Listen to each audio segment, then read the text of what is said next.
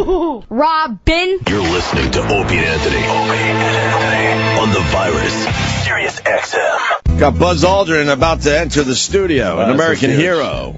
He's got a new book called Mission to Mars, My Vision for Space Exploration. Pull that chair out for Buzz Aldrin, welcome back to the Opie and Anthony Are Show. you any relation to the Oh, no. Opie on TV? Oh. Well, Ron Howard. No, I'm no relationship. No. You know, we got to... But I was named after him, sir. Because I looked like him when he was a little boy. We're on, too, just so you know. Oh, there we go. And we had Ron Howard. Pull up a chair, sir. And we discussed that, and it was a terrific day. Yes, Ron Howard is the TV Opie. Yeah, we had him on the show. No, this isn't the actor. This is the manager of the Beverly Hills Hotel. Oh, so that's a different guy. Oh, really? I was going to a debate at the Reagan Library. Yeah. And my girlfriend tried to buy a tie downstairs, $60. She said, I'm not going to pay $60 for a tie. So Ron says, here, take mine. And then I'm walking down the hallway, and I remember I don't have a belt.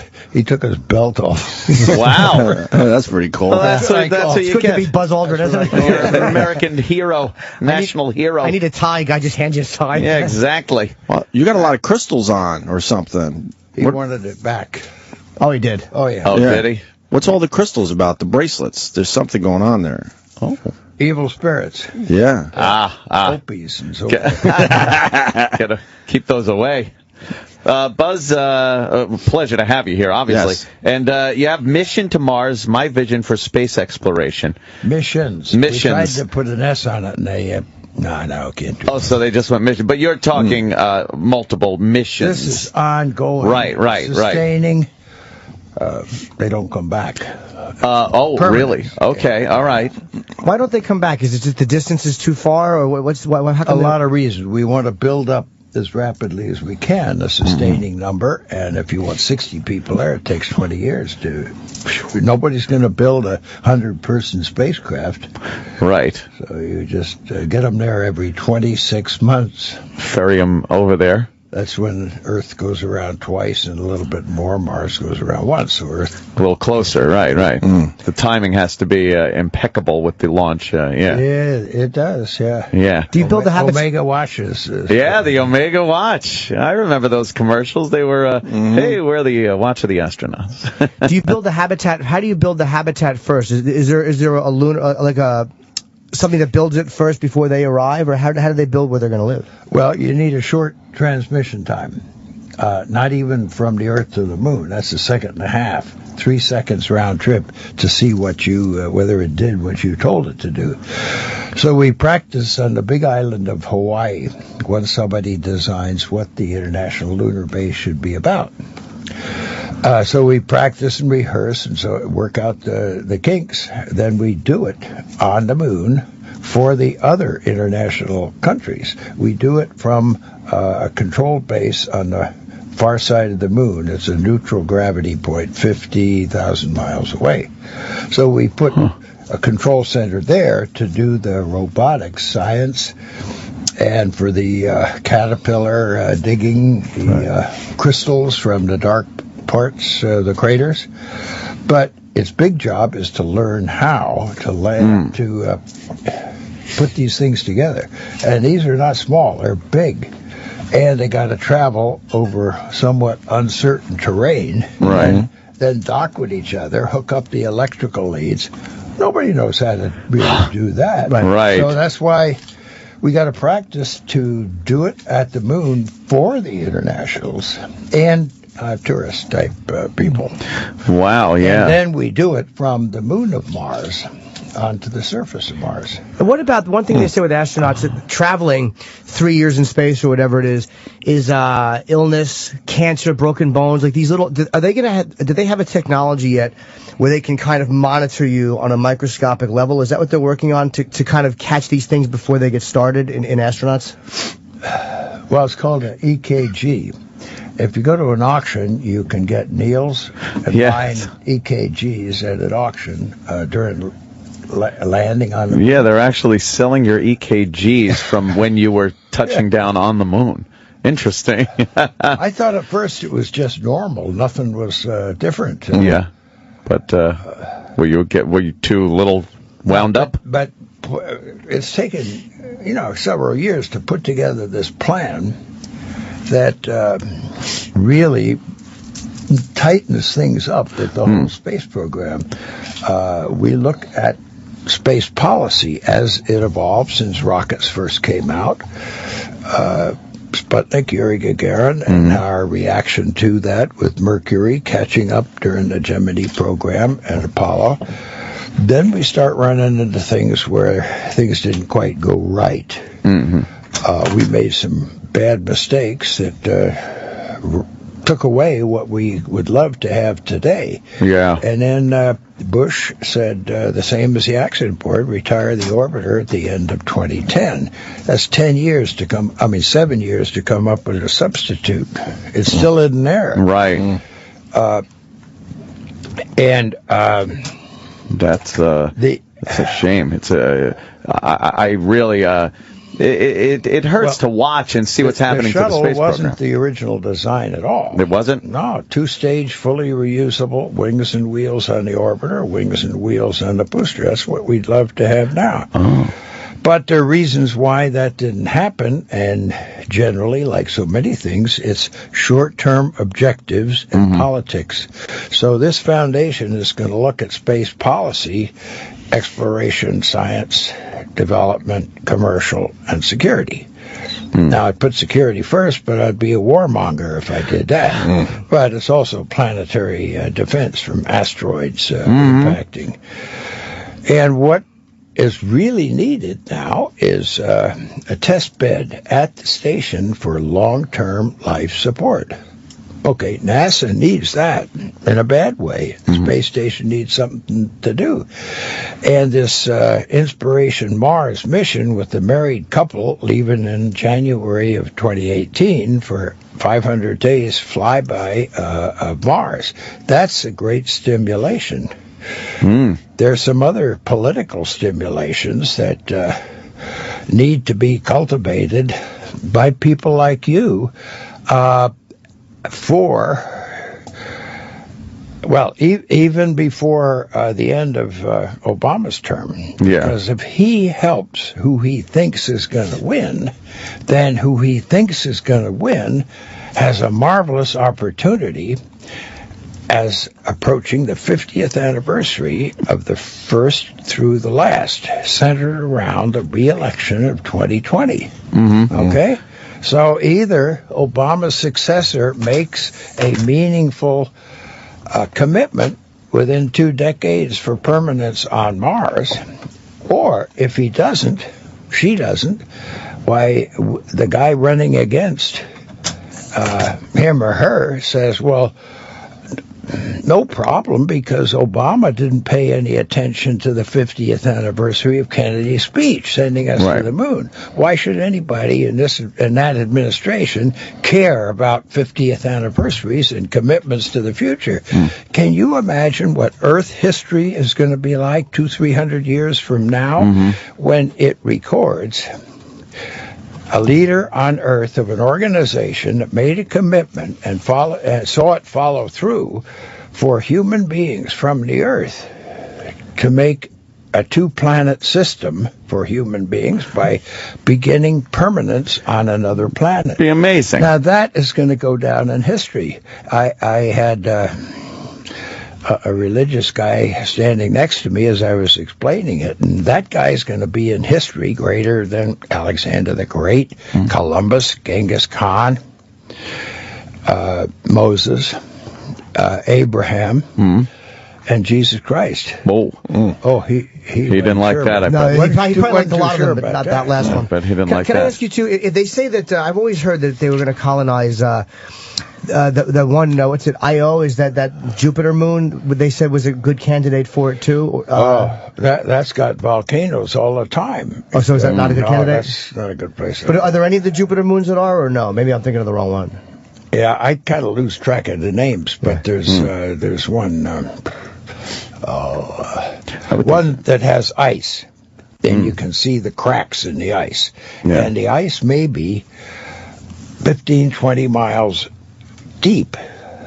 Ice on top of water, and at the bottom of the water, of course, may be the same tidal effects on the rocks of this moon that may cause the same vents around which all sorts of animals are found here on Earth, with no sunlight, just salt water and the minerals coming up from the deep vents. So there are a number of people think that might house some life. Of course, they breathe water, and they don't come to the surface, and they don't text or send email. That would be a little. You've heard a lot of things talk about like astronauts that see these things when they're traveling, and I don't know whether to believe it or not. And there was a guy who came out recently. I don't remember his name. His name was, you'll know him, Ed. He was an astronaut. Ed Mitchell. Yeah. And he said, Dr. Ed Mitchell, and he's saying that he saw extraterrestrial craft, or he said he saw something. And it's really hard to discount an astronaut. I mean, you can write off certain people. Oh, I don't find that any trouble at all. You don't have trouble discounting that? He's a great one for psychic communication. So he was going to do an experiment when he went to the moon, and it was to look and concentrate on certain playing cards or numbers, whatever it was. And somebody back on Earth was to get the message. It was so wrong that they started thinking there must be a correlation with it being so wrong. Because it's so wrong. There has to be something. It must be some creatures reversing. This Mars missions, though, people always look back at the Kennedy speech about the moon, and it's one of the great points of this country and what we achieved over that amount of time. And it was time, and a lot of work went into that, obviously, Where is that passion these days with the American people, to the pride to see something like that happen again? I don't know, but I think people wrote the history, a very classic history of that time period, and the timeliness of that commitment, and he drew a conclusion saying that the elements that were coming together at that time just could never repeat themselves, and he didn't think there'd be any way.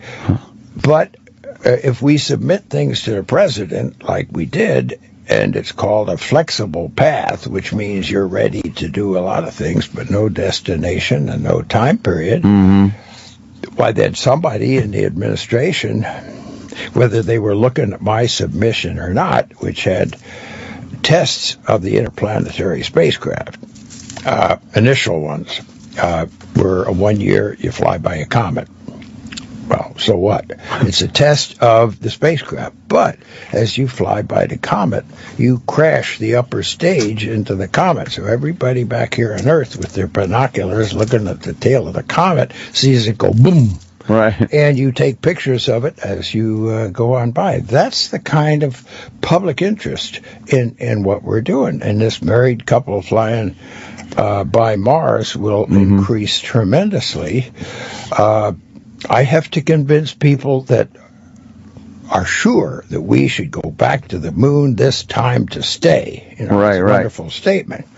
But what it costs us to do that, we can lead bringing the nations together and deciding where the base is going to be, then build the base with a key element, an early control center hab module for the interplanetary craft, testing the temperatures that are very hot, very cold, and the radiation that's on the moon. I think it's a problem in that finance is looked at so much, the cost of all these things.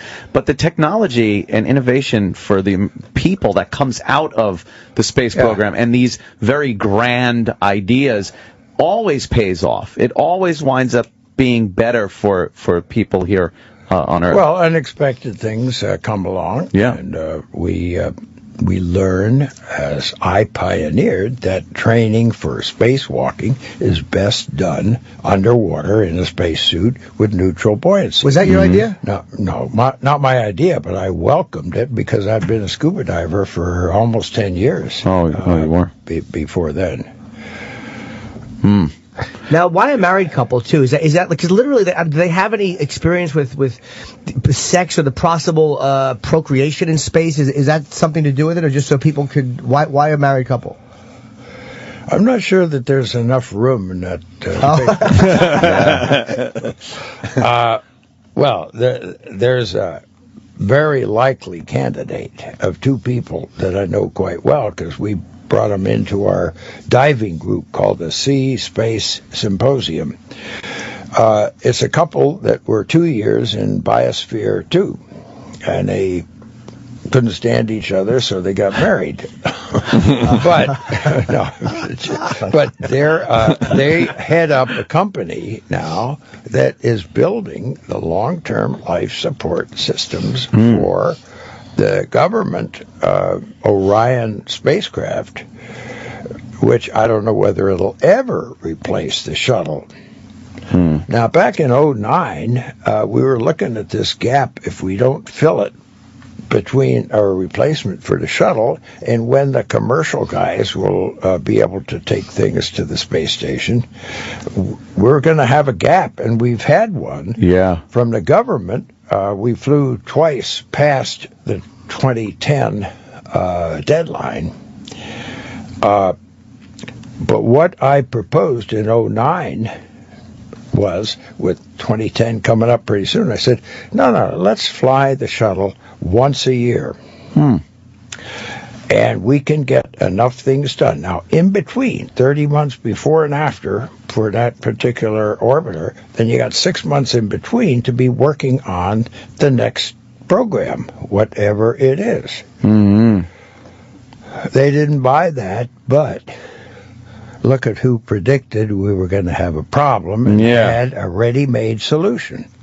Yeah, and now we're at the mercy of the Russians, I gather. Well, we're financing their space program. Exactly. I want to plug the book. It's amazing. I'm sorry. It's called. It is called. I'm going to get it absolutely right. It's called Mission to Mars: My Vision for Space Exploration, and it is out today, I believe. And you can get it in bookstores or at buzzaldrin.com. This book explains. And you got some great people on the back. It's always hard to get people on the back to promote this, but colonizing space is essential for the long-term survival of the human race, and this book shows us how. Stephen Hawking. So you have some really legit people on the back. He said we got 200 years to establish an off-planet habitation for the survival of people here in case of an asteroid impact, nuclear war, pestilence. There must be some other real tragedies. Yeah, there's some other bad stuff. It is a great way to kind of not have all your eggs in one basket, and if we do have the technology and the minds behind it, I don't see why we wouldn't do. Well, I mean, just think, the human race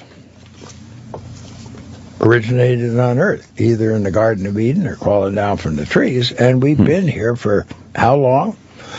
And now we will be a two-planet system with growing again with the challenge of trying to make that place terraforming, they call it. It's pretty long-term and rather impressive things you got to do to sort of reverse nature a little bit. Sort of a shake and bake planet. Yeah, but Al Gore thinks we've been reversing nature. Right, yeah, here on Earth. What would you use for energy when you're there? Where would the main source of energy come from?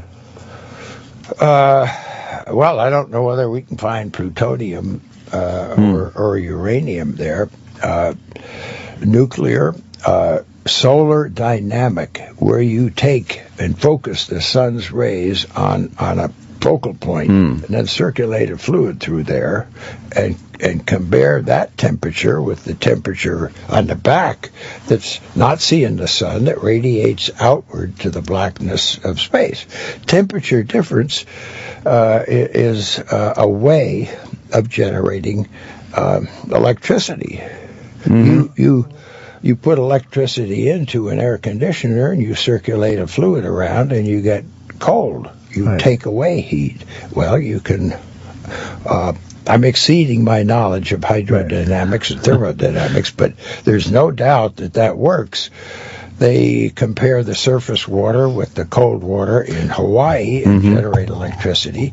The surface temperature and geotech is the temperature down where it gets quite hot, whether it's lava or not. And that's stored energy for, that can be used. Yeah, but it's, I believe, more efficient than photovoltaic, which is what China is beating the pants out of us and making them. That's supposedly not very efficient. No, it's really hard, and it takes large amounts of area and construction in outer space to be able to beam that energy back to Earth. Yeah. What kind of psychological testing, too? Like, there's got to be some intense stuff these guys have to go through for that type of... Yeah, they were telling me that we got to rush out of here when I'm through to get to CNN, so let's not dilly-dally along if we're doing... You got CNN to do, huh? Yeah, well, busy guy. Because I was reading something about. I hate to dilly dally, but I'm reading something about how the psychological testing for the astronauts for this type of long-term travel is very, very tricky, because you don't know how somebody's going to respond after being away from the Earth for, say, a month or 2 months or a year. Well, they've got tests in Europe of a number of people, candidates for astronauts that have been up there for 500 days. It's called Project 500. And we put these people in the biosphere. I think a part of it is to make sure that you put a big time lag in any communication with who's running the show. But what the hell, we get used to that now with our iPhones. We text somebody, we don't get an answer right away. It comes a little later. Yeah, sometimes we send a questionable photo. Now, do you think that we're better off with space travel with the government handling it, or is privatizing it, do you think, a better way to go? Because things tend to get done a little bit faster. Yeah, well, they certainly do, and they're historical examples. But I think in general, you can compete at the design level. Where you can't always do that with the government. You take what you buy. You compete at the design level, and then you make a selection, and then you cooperate with other people at the operational level. That you can do a little better with the private sector. And that's a good compromise, and you make an investment, and you get a return. The government doesn't get any return at all, so the motivation isn't quite there, especially if it's a cost-plus contract. That means you bid on it. Whatever it costs you to make it, you get reimbursed plus.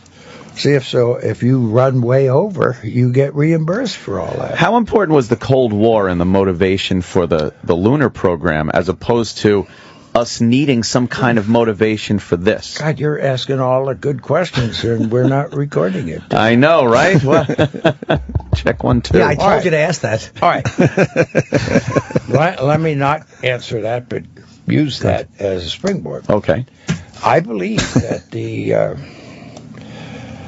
English-speaking nations did a lot to save the world from tyranny in World War I, and certainly World War II. Sure. The Cold War, English-speaking nations stood up against the expansion of communism in many different places. If anybody stems the spread of radicalism, it's going to be the English-speaking nations. Certainly. Okay, now, Russia and China, they get along pretty well. They got different language, they got different symbols, and they get together to do what? To thwart the U.S. in what it's trying to do. So why shouldn't the English-speaking nations be a little bit more cohesive? Right. The technical language a while back used to be German. Not anymore, it's English. The diplomatic language certainly used to be French. not anymore. It's English. We can get together, most of them, but the really crucial is India in Asia. And I think if we can cultivate the cooperation with Japan and India and the U.S. involved in that, Japan wants to really sort of concentrate on lunar landers and ascent vehicles. Well, the Indians could use that kind of help. We could, because we don't want to build those things again. But we got a few things to land. And when we get all that ice from the craters, we got to get it up into where the sun shines all the time at a refueling depot. Right. And a global consortia of commercial companies can finance that cooperation. So the Japanese launched the ice to a fuel depot on the near side of the And is that to get the hydrogen out of the water for fuel? Yeah, you separate the water into hydrogen. A fuel cell, right. Yeah. Wow. That's a great idea. we have to wrap up. Oh, yeah, Buzz is very busy. But let's promote the book properly. Yes. It is. It's called Mission to Mars. It's out today. It's Buzz Aldrin, My Vision for Space Exploration, and it's just a brilliant look at how we're going to get to Mars. And there's endorsement on the back from Stephen Hawking. And you're the real Buzz on Twitter, and you can go to buzzaldrin.com. If you want to, find out more about the book, or you want to order it, or just go to a bookstore. Are you doing any signings? Do you know, or are you not? Oh yeah, tonight. Where are you doing it tonight? We don't have that list. We can plug that after you go. We'll plug the book signing find that after out. you go. We don't have that in front of us, but Buzz will be doing signings probably here in New York. He's undoing his shirt. Oh, wow. He's got the real Buzz T-shirt on under there. T-shirt that says that's my Twitter. The real That's Buzz. your Twitter, yeah. The real Buzz on Twitter. And on Twitter. So and we'll get, as soon as the break is over, we'll tell you where you can come and meet Buzz tonight for a book signing in the coming days. Buzz, great to see you here. You're one of my heroes growing up, and it's fantastic. I hope we really see some of the visions that you put in this book. Absolutely. Thanks so much. They're evolving as we speak. Yeah. I add other things. I've got a nonprofit that's promoting my ideas. You're always Another working. nonprofit that's promoting the exposure to the American people of space policy over the years. Yeah. And from that, we should learn how to avoid short-term political decisions. Well, I think people like you that have done such amazing things for the program are very important for people to see and talk to you and read what you've written, and I think it keeps the space program keeps it alive. Yeah, we got to get him out of here. Thank you, Buzz, very much. Tell him, Fred. The Virus. Sirius XM. This is the Opie and Anthony Show.